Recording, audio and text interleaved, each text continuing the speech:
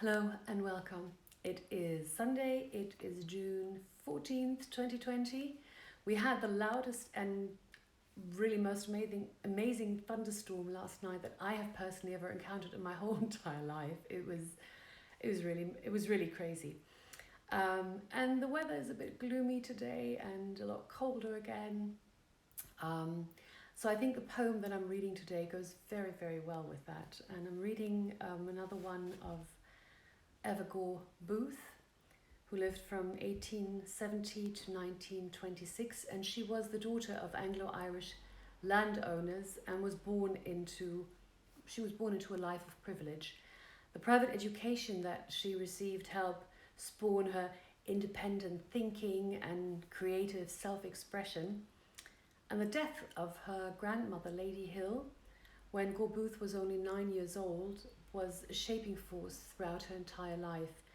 And in the years following Lady Hill's death, Gore-Booth felt the constant presence of her grandmother's spirit. And some critics have noted that such a belief led to Gore-Booth's lifelong interest in mysticism and theosophy, which she explores in really many of her writings. In fact, spirituality is the central concern in her final two books of poetry, The Shepherd of Eternity and The House of Three Windows. And today I would like to read you her poem, Weariness. Amid the glare of light and song, and talk that knows not when to cease, the sullen voices of the throng, my weary soul cries out for peace. Peace and the quietness of death, the wash of waters deep and cool, the wind too faint for any breath to stir oblivion's silent pool. When all who swim against the stream, and they that laugh and they that weep, shall change like flowers in a dream that wither on the brows of sleep.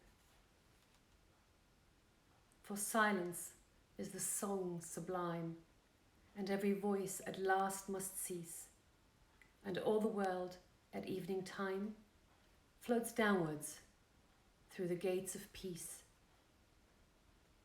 Beyond the gloom of shadowy caves, where water washes on the stones and breaks with quiet foamless waves the night's persistent monotones. The stars are what the flowers seem, and where the sea of thought is deep, the moonlight glitters like a dream on weary waters gone to sleep. I think Weariness by Eva Gore-Booth describes someone who is world weary and who is tired of living amongst the constant chatter of everyday life. And it is clear from the very first lines that this is a person who wants to escape life. And the soul is weary of those around it and the sounds that just cannot be eliminated. And everything is so loud and constantly present. And the majority of the poem is made up of the speaker describing death and the peace that could be found there. And death is a place where everyone would finally become mute. And the only sound's presence would be the crashing of water on rocks. And this vision would always be full of stars, the sea, as well as the moonlight on the water.